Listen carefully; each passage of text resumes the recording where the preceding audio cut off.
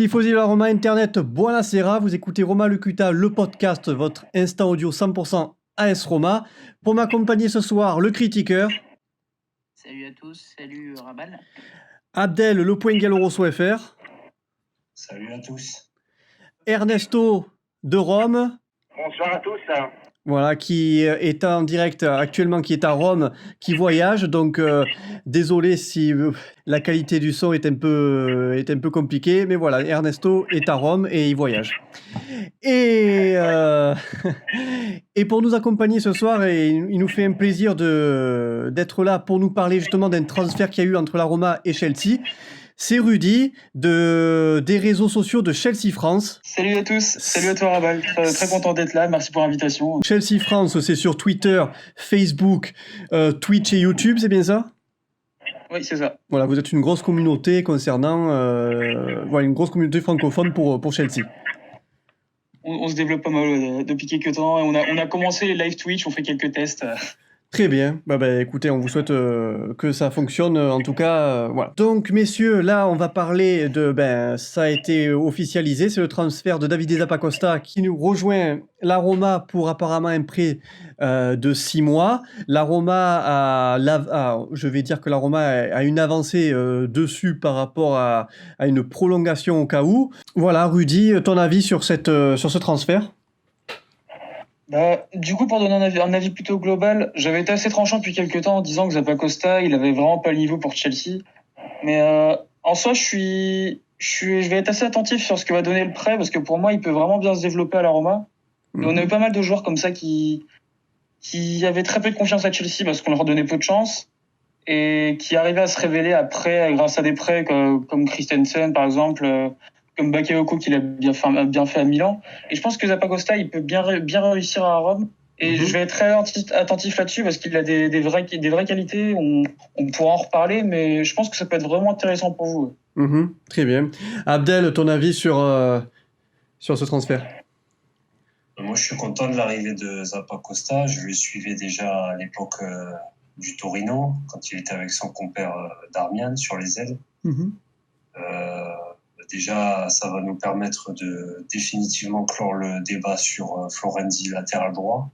Parce que là, on tient un vrai latéral de métier et peut-être moins offensif que Florenzi, mais beaucoup plus complet et je pense beaucoup plus solide dans le marquage et défensivement. Du coup, je suis plutôt satisfait. Après, j'ai pas très bien compris la formule de prêt. J'ai lu que c'était 6 mois jusqu'en janvier, que c'était avec une option de le prolonger si ça se passait bien ou si on trouvait pas une alternative. C'est ça. La Roma a la même mise pour pouvoir le prolonger jusqu'à juin, du coup. Et ensuite, mais je crois qu'il n'y a pas d'option d'achat obligatoire. D'accord. À mon avis, je pense qu'il va s'imposer. Et je pense que le prêt va être prolongé. Donc, dans tous les cas, je pense qu'on est gagné. Ouais. Ernesto, ton avis ? Ce que je pense du prêt de Zappacosta. Alors, tout d'abord, je suis bien d'accord avec vous. Un bon investissement de la part de la Roma. Voilà, d'accord. Donc, juste pour vous expliquer l'accord de 6 mois, le mercato du Chelsea est bloqué cette année, donc Chelsea ne pourra pas faire des opérations au mois de janvier.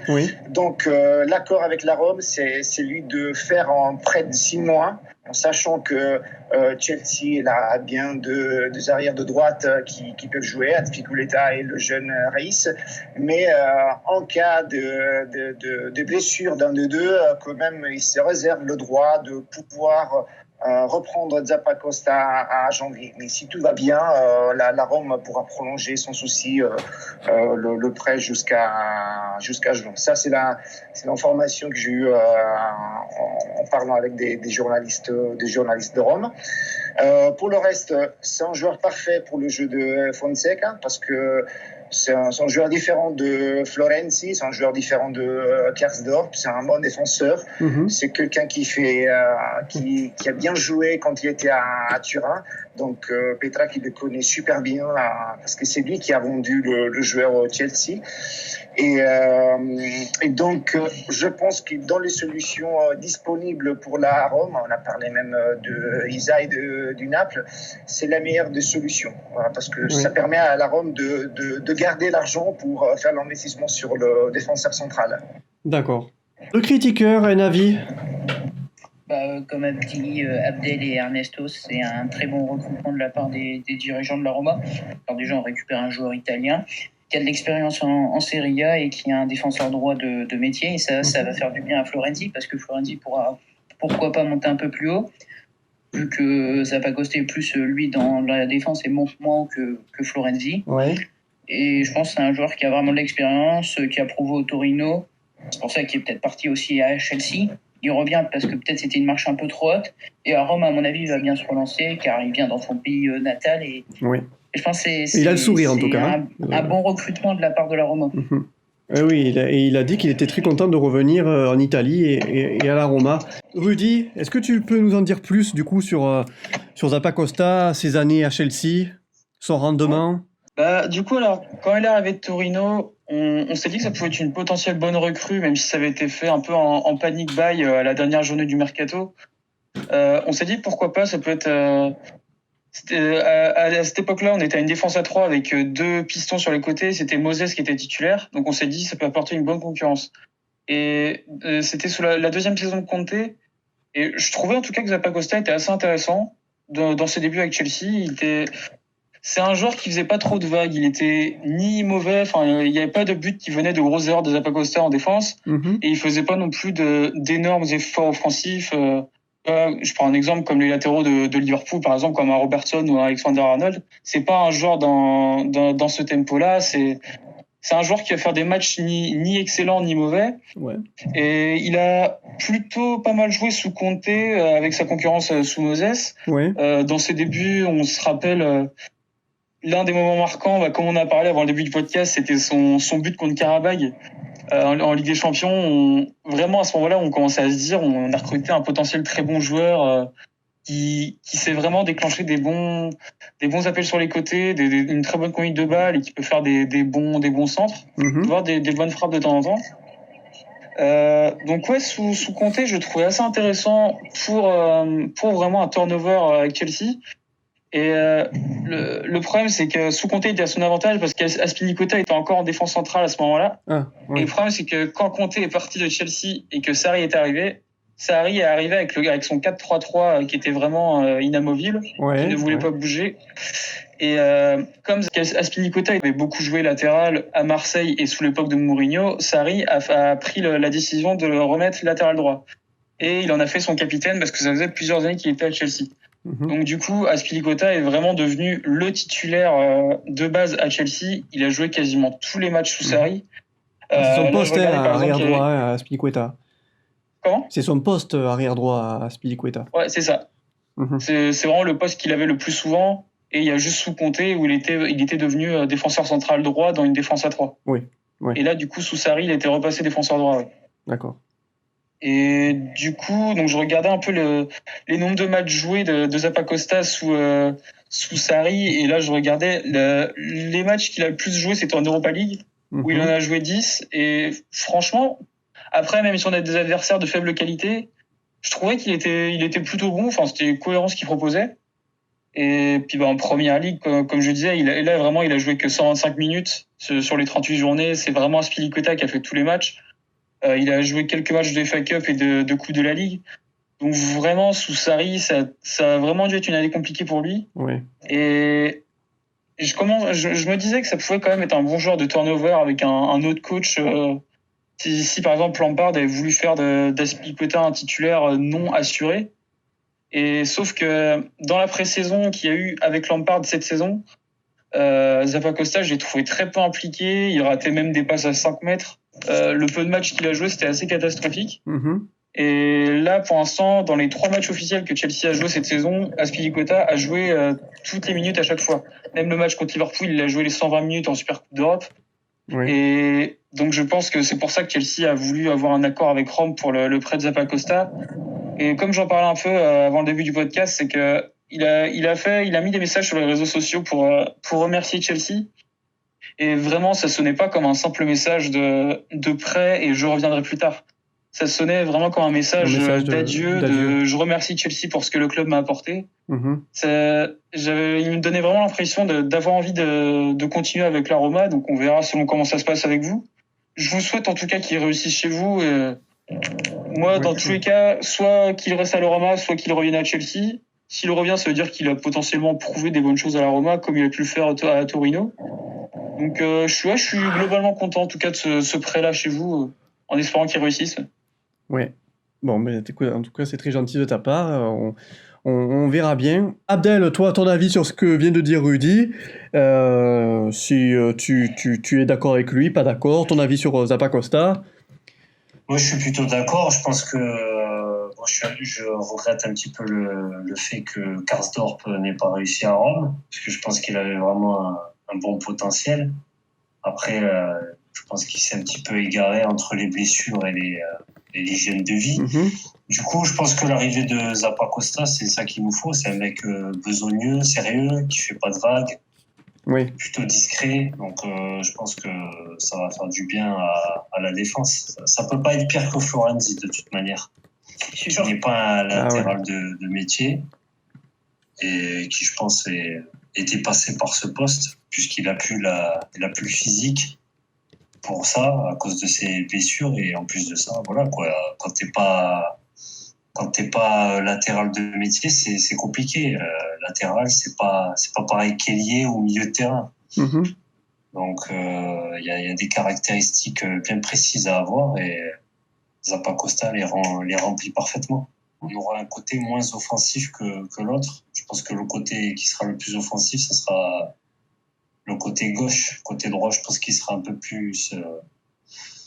Alors quand vous dites pas assez offensif par rapport à un Florenzi, c'est-à-dire parce que moi les vidéos sur Florenzi, on va dire qu'il est plus attiré par l'avant que Zappacosta. Zappacosta, on va dire que c'est plus un... Il bétonne derrière, il est vraiment béton. C'est un latéral équilibré. Il sait quand il faut monter, il sait quand il faut... Voilà, c'est ça. Il sait quand il faut rester en retrait. Tandis que Florenzi, quand il monte, il a tendance à oublier que dans son dos, ça peut partir, en fait. D'accord. Et en plus de ça, sur les marquages, sur les centres, on a vu l'an passé que sur les centres, Florenzi se faisait prendre à chaque fois dans le dos. Et je me rappelle du match contre le Milan où le but vient de son côté et c'était prévisible. Hein. Les Milanais centraient toujours sur le deuxième poteau pour le mettre en difficulté et au bout d'un moment c'est passé et le Milan a égalisé. Donc voilà, je pense qu'il fallait fermer ce côté et Fonseca l'a bien vu pendant la prépa. Alors, messieurs, donc on parle parce qu'il va être en concurrence en Florenzi. Là, je m'adresse surtout aux Romanisti. On peut le déloger, Florenzi ? Oui. Oui. En fait, la question, c'est est-ce qu'on peut déloger Florenzi du terrain, du 11 type on pourrait l'enlever ? Parce que, moi, je sais. Ça me dérange un peu, mais je sais si pas. c'est pour le bien de l'équipe et le bien...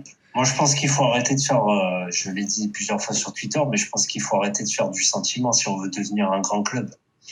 Florenzi, ça sera jamais De Rossi ou Totti. Je pense même qu'il est inférieur dans l'influence à Lorenzo Pellegrini dans l'effectif. Donc, je pense que pour le bien de l'équipe et même pour son bien à lui, je pense que pour pas le griller, il faut peut-être le faire jouer devant, mais il faut arrêter de le mettre latéral parce que sinon il va en subir les conséquences. Déjà que l'an dernier c'était limite avec les supporters. Faut pas que ça se fasse 2 années de suite, quoi. Enfin, c'est mon avis. Après, je sais pas. Ouais. Non, mais il pourrait être remplaçant, je sais pas, d'Under, à mon avis. Voilà. Donc remplacer Under des fois sur le terrain. Mais vous voudriez le faire monter. C'est possible. Zappacosta, c'était vraiment la bonne pioche à prendre et ça sera à mon avis le bon remplaçant de Florenzi parce que depuis ces dernières années on a recruté Karsdorp qui n'a pas réussi. Il y avait qui encore ? Il y avait Bruno Pérez qu'on a voulu le prendre pour essayer de le remplacer à la place de Florenzi. Davide Santon. Ça n'a pas marché. Davide Santon aussi. Ça n'a pas marché et je pense que Davide Zappacosta aussi. Lui, ça sera à mon avis, je pense, la bonne recrue. J'espère ne pas me tromper, mais à mon avis, déjà qu'il a de l'expérience en Serie A, à mon avis, il arrive avec plein de renforts. Mhm. Rudy, ça serait quoi la qualité de Zappacosta? Ça serait ses centres, sa percussion, il est... Ce serait plus sa percussion pour moi. Ouais. Autant dans les centres, ouais, il est ni bon ni mauvais. Il arrive à faire de vrais bons centres de temps en temps. Et c'est vrai qu'à Chelsea, à part Giroud ou Morata de temps en temps, on avait personne pour vraiment les réceptionner. Ouais. Mais ouais, c'est surtout sa qualité de percussion que j'aimais bien. Parce que Mhm. défensivement, ouais, voilà, comme je disais, il a un marquage plutôt propre, pas de grosses erreurs. Mais c'est surtout offensivement, enfin, dans la percussion que je l'aimais bien. D'accord. Il a fait toute la préparation hein, pour l'été. Il était avec vous? Il était avec nous, mais c'est vrai il a joué quelques matchs quand Aspilicueta n'était pas encore revenu, mais au final, dès qu'Aspilicueta est arrivé, il ne jouait plus du tout. Ouais. Il se donnait pas à 100%, je pense. Non, par contre, c'est vraiment pas l'impression qu'il me donnait. À mon avis, il y avait déjà un départ en tête. Ouais, voilà, ça devait être négocié depuis quelques ans. Ouais, si pendant un an il a fait banquette avec Sarri, Ouais. je peux comprendre que... C'est ça. Pourtant, Sarri est italien, il aurait pu avoir un petit geste. C'est vrai. Non, mais Sarri, il a c'est fait vraiment jouer un en Palier. entraîneur têtu. Hein. Ah oui, ça, on est d'accord. Il a ses qualités, mais c'est vrai quand il fait un choix, il a du mal à s'y déloger. C'est Bon, dommage parce que je sais pas s'il a gâché un peu son année et peut-être il a pas progressé alors qu'il aurait pu devenir un bon défenseur droit. Ouais, sous Conte, il avait des vrais progrès. Enfin, en tout cas, je le trouvais plus intéressant dans une défense à 3 avec 2 pistons. D'accord. C'est vrai que sous Conte, il était vraiment intéressant. D'accord. Enfin, quand il part du Torino, il est considéré quasiment comme le futur latéral droit de l'équipe d'Italie. Ouais. Je me rappelle. Même Darmian, son penchant du côté gauche, pareil. Après, bon, la première ligue, c'est spécial, quoi. Ouais, voilà, c'est une autre façon de jouer. Tactique, beaucoup plus physique, la densité. Ouais, c'est ça. Ouais, c'est beaucoup dans l'intensité. C'est dès que tu sens le public qui te pousse. Ouais, voilà. Après, avec l'Italie, je l'ai pas trop suivi avec la sélection. Je sais pas ce que vous en avez pensé. Il n'a pas joué beaucoup de matchs avec l'Italie. Il doit être à 13 sélections, je pense, à mon avis. Ah oui, d'accord. Non. Et qui joue déjà en Italie, défenseur droit? Je ne me rappelle pas trop. Florenzi. Ouais. Il y a eu... je sais plus qui y avait. Calabria, non, peut-être? Ouais, Calabria a joué. Et souvent, on joue en défense à 3 et on fait monter plutôt les défenseurs latéraux un peu plus haut. On regarde un peu son palmarès. Là, actuellement, Ligue des Champions. Europa League, excusez-moi. Europa League avec Chelsea. C'est pas mal. Oh, voilà. Bon, Et puis, il y a une donnée aussi qu'il faut prendre en compte, c'est qu'on est dans une année où l'année prochaine, il y a l'Euro. Ouais. Et je pense que là, c'est bien d'avoir une petite ossature d'Italiens, là, parce que ceux qui ont perdu leur place en sélection, je pense qu'ils vont essayer de se motiver pour faire l'Euro, quoi. Parce que là, les cartes sont redistribuées. C'est vrai que oui, là, la Roma, ça peut être un bon vivier pour l'équipe d'Italie, là. Italienne. Ouais. J'avais vu un tweet, on pouvait mettre un 11 de départ italien à Rome sur le terrain. Ouais, je crois que c'est le tweet d'Antonino, je crois, où il avait tout listé. Ouais. Donc, ce qui est assez impressionnant et ce qui est super pour notre équipe. Et on recrute des Italiens et voilà, on n'est pas comme tous les autres clubs à recruter tout le temps des étrangers. C'est vrai. Puis surtout qu'avec là, selon la poule que vous aurez en Europa League, vous aurez peut-être peu de pression dans le turnover, donc ça peut aussi permettre à chacun d'avoir sa chance. Ouais, on a plein de jeunes Italiens et pourquoi pas les lancer comme on avait fait l'année dernière avec le Zaniolo. Oui. À mon avis, on peut sortir des grosses pépites et à l'Euro 2020 avoir une grosse équipe d'Italie avec plein de joueurs, de jeunes joueurs qui vont prouver face aux grandes nations d'Europe. Du coup, vous, on va parler un petit peu de Chelsea. Quelles sont vos ambitions cette année, vos objectifs pour Chelsea? Autant si on reste du côté de Lampard et du club, l'ambition c'est vraiment le top 4. Il l'a dit lui-même, même si beaucoup nous voient faire top 6 voire en dessous, Lampard il a clairement dit qu'il voulait viser le top 4. Viser en dessous, c'est un échec pour lui.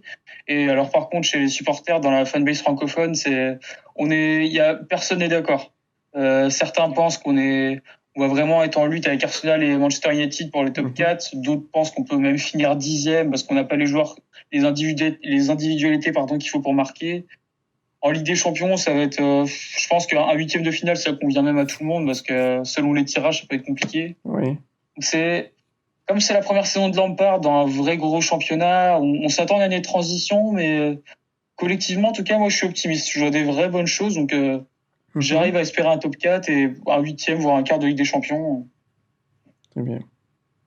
Ouais, parce que ça n'a pas très bien démarré, j'ai vu la saison à Chelsea. Ouais, non. Autant niveau jeu, on voit des bonnes choses, mais niveau résultat. Ça vous a fait mal le départ de Hazard? Manchester United. Ah ouais, le départ d'Hazard, c'est ça, c'est que là, dans un match comme contre Leicester, où on fait un partout, c'est lui qui aurait pu nous débloquer sur un exploit individuel ou sur des vrais percées. Donc ouais, c'est qu'il faut que le club, que les joueurs s'habituent à jouer sans lui. Parce que la saison dernière, c'était très souvent, dès que le collectif marchait pas, on donne le ballon à Hazard et on le laisse faire un exploit individuel. Donc faut que toute l'équipe s'habitue à rejouer sans lui. Très bien. Mais ouais, j'ai vu des bonnes choses. Là, par exemple, je sais pas si vous avez vu la Super Coupe d'Europe contre Liverpool. Si, oui, bien sûr. Mais ils ont bien joué. Ouais, c'est pour ça. Je vois vraiment des choses intéressantes. Donc il y en a pas mal qui sont pessimistes parce qu'on n'a pas de vrai neuf. Que Giroud, c'est notre seul neuf avec de l'expérience. Enfin que il y en a beaucoup qui sont pessimistes par rapport à ça. Mais là, quand je vois ce qu'on montre dans le collectif, perso, j'arrive à m'attendre à des bonnes choses. Oui. Ben écoutez, en tout cas, on vous le souhaite pour Chelsea. Moi, j'ai deux petites questions. Ne t'énerve pas. Qu'est-ce que ça vous a fait de perdre contre nous en Ligue des Champions il y a 2 ans? C'est vrai que ça nous a fait mal. Il y a eu à la fois la défaite 3-0 qui a fait mal, et autant le 3-3, bon, j'arrivais pas à... Personne ne s'y attendait quand même. Voilà, c'est ça, on a eu un match spectaculaire. C'est quand même... Non, ce qui m'a fait le plus mal, c'était même pas la défaite 3-0, c'était le fait qu'à la dernière journée, on fasse nul contre l'Atlético à domicile et que du coup, vous preniez la première place et qu'on se retrouve avec le Barça en 8e de finale. Ça, oui. C'est vrai qu'on n'a pas été tendre avec vous sur ce coup-là. Ça a fait mal, Mais... C'est cette année-là qu'on fait un bon parcours. Oui, c'est cette année-là, oui, en effet. Vous avez vraiment fait un bon parcours, c'est vrai. On vous a vendu Rudiger aussi, il est pas mal. Ouais, franchement, je suis très content. Ah ouais, Rudiger, ça a été... aussi. Et Emerson, attends, on vous a donné 2 bonnes pioches.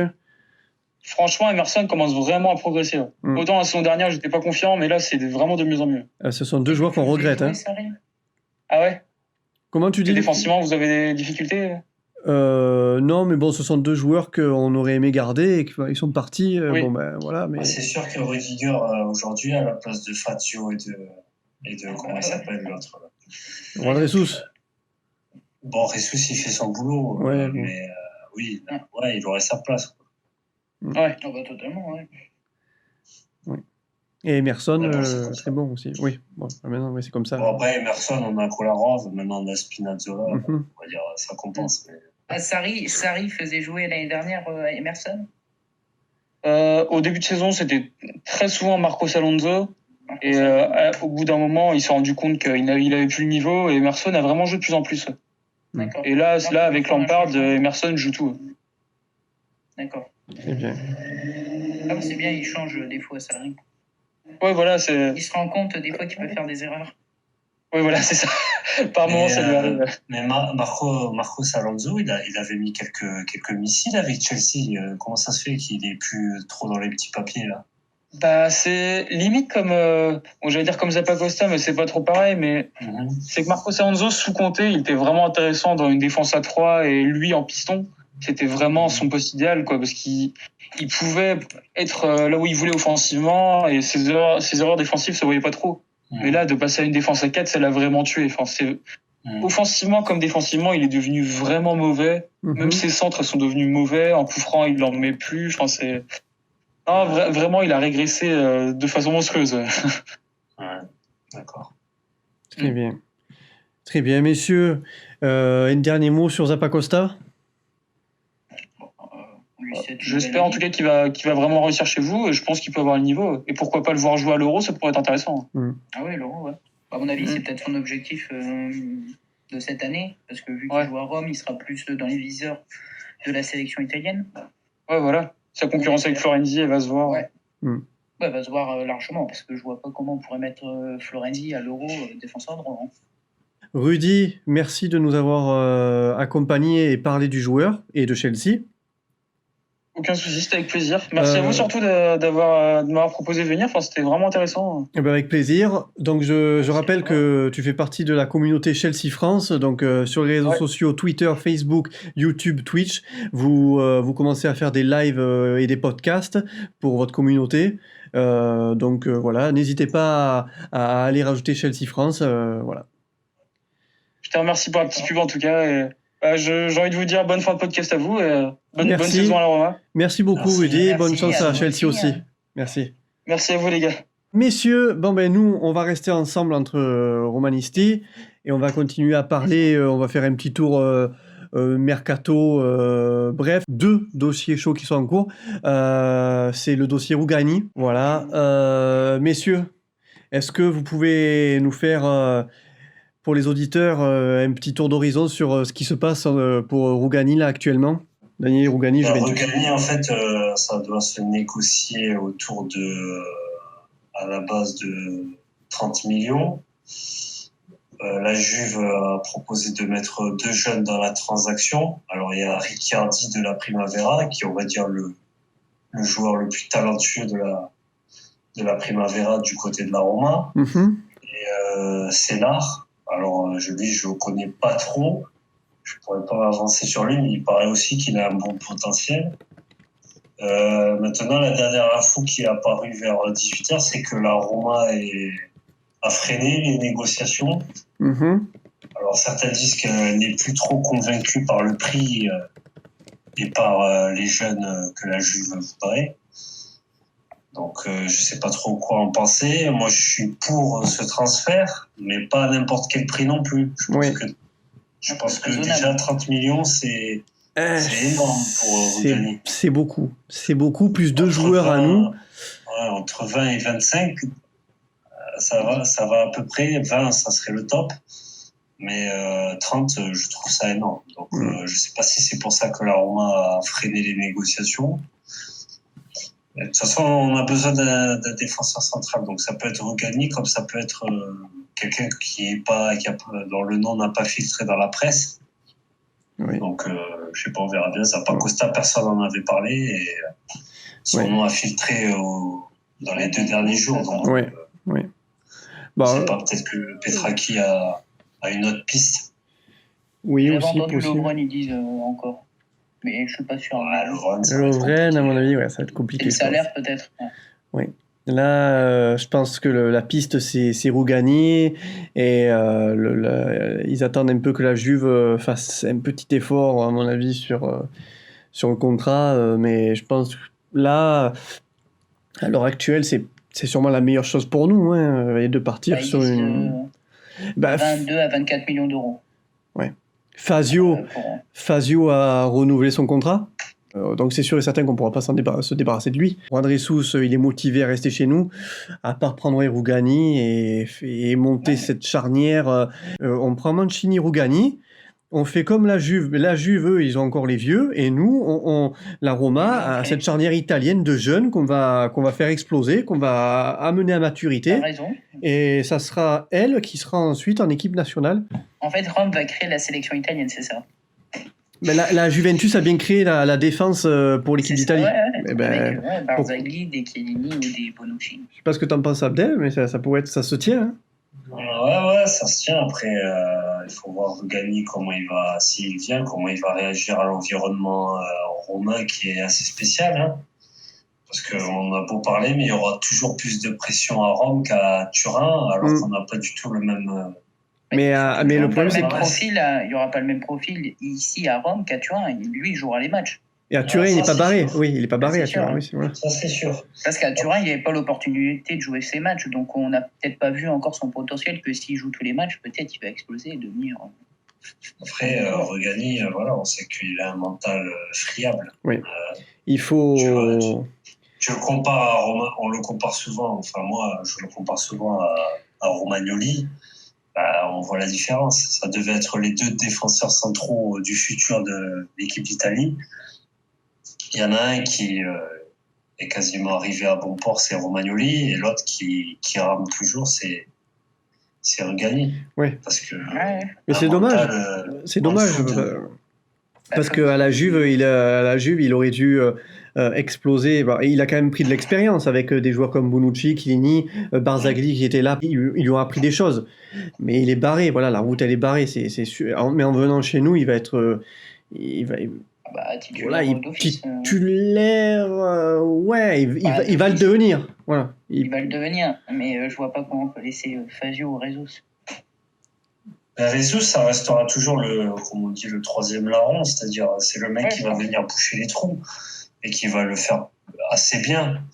Sur le long terme, bon, ça posera des problèmes parce qu'il a souvent des sauts de concentration, mais sur un match ou deux, on sait très bien qu'il va faire le boulot. Il va avoir 5-10 minutes au début du match où il va tergiverser, mais après, il va tenir la baraque. Oui. Après, Rugani, voilà, c'est un investissement. Du coup, s'il se rate...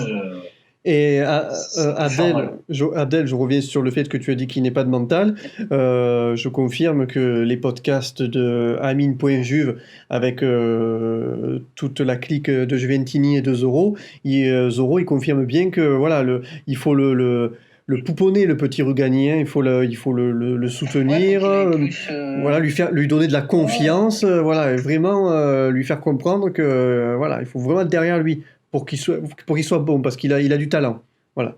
Les Juventini, ils disent qu'il a du talent, mais que voilà, il faut lui donner la confiance dont il a besoin. Et... Après, je pense qu'il va être bien entouré, il va retrouver quelques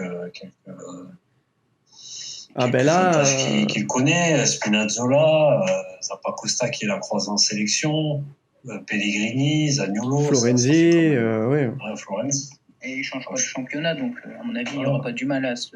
Voilà. Puis à Rome, c'est une belle ville. Non, je pense il va bien s'acclimater à Rome, même si c'est vrai que, comme tu dis, l'atmosphère est suffocante par rapport aux tifosi, et il faut vraiment qu'il y ait des résultats, mais je pense qu'il va être, bien à Rome. Après, il arrive dans une année où à Rome, il y a un peu moins de pression que les années précédentes, parce que voilà, il y a l'Inter qui s'est bâti une armada, il y a Naples qui essaie de tenir la dragée haute sur le mercato. Ils ont fait quand même de gros investissements. Du coup, on oublie un petit peu la Roma. Donc, je pense que déjà pour Fonseca, ça va être pas mal pour démarrer. Oui, ça fait une petite équipe discrète, c'est ça.